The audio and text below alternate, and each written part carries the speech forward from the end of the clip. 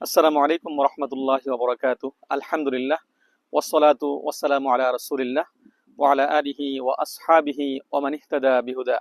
সুপ্রিয় শ্রোতা মণ্ডলী, আমাদের মধ্যে অনেকে তাহাজ্জুদের সালাত আদায় করেন। এটি অত্যন্ত সুন্দর বিষয় এবং অনেকে প্রশ্ন করেন যে তাহাজ্জুদের সালাত আমরা কত রাকাত পড়তে পারি এবং কখন পড়া উত্তম। আল্লাহ রাব্বুল আলামিন পবিত্র কোরআনুল কারীমের মধ্যে বলেছেন, ওয়া মিনাল লাইলি ফাতাহাজ্জাদ বিহি নাফিলাতাল লাক আসা আন ইয়াবআসাকা রাব্বুকা মাকামান মাহমুদা।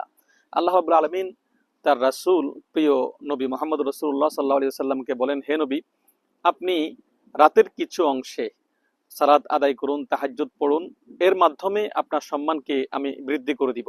নিঃসন্দেহে তাহাজ্জুদের সালাত অত্যন্ত ফজিলতপূর্ণ এবং এটি আমলের মধ্যে সর্বোচ্চ লেভেলের একটি আমল। তো আমরা এটি কখন পড়ব, এটা নিয়ে অনেকে প্রশ্ন করে থাকেন বা অনেকের অজানা।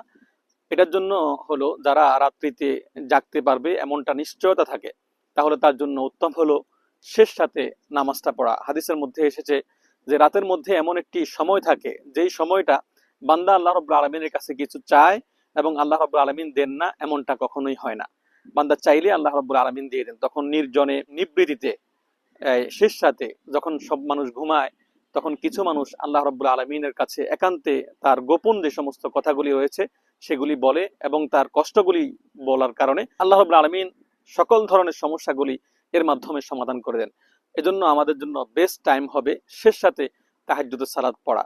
আবার অনেকে এমন রয়েছে যারা রাত্রিতে জাগতে অভ্যস্ত নয় এবং সে জাগতে পারবে না এমনটাই বেশি মনে হয়, তাহলে সে এশার সালাত আদায়ের পরে ঘুমানোর পূর্বে তাহাজ্জুদের সালাত আদায় করে নেবে। তবে সালাতুল লাইলি মাসনা মাসনা, অনেকে আবার এটাও জিজ্ঞেস করে থাকেন যে আমরা তাহাজ্জুদের সালাত কয় রাকাত করে পড়বো।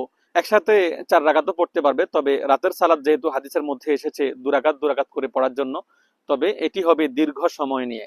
আমাদের আয়েশা সিদ্দিকা রাদিয়াল্লাহু তাআলা আনহাকে জিজ্ঞেস করা হলো, রাসূলুল্লাহ সাল্লাল্লাহু আলাইহি ওয়াসাল্লামের রাতের সালাত কেমন ছিল? আমাদের আয়েশা রাদিয়াল্লাহু তাআলা আনহা প্রতি উত্তরে বলেছেন, ফালা তাসআল আন হুসনিহিন্না ওয়া তুলিহিন্না। রাসূলুল্লাহ সাল্লাল্লাহু আলাইহি ওয়াসাল্লামের নামাজের রাকাতের সংখ্যা 8 ছিল।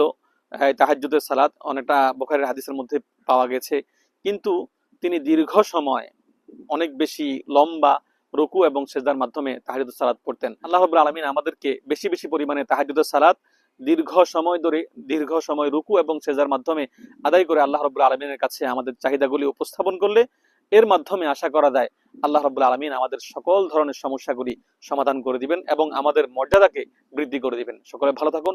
আসসালামু আলাইকুম ওয়া রাহমাতুল্লাহি তাআলা ওয়া বারাকাতুহু।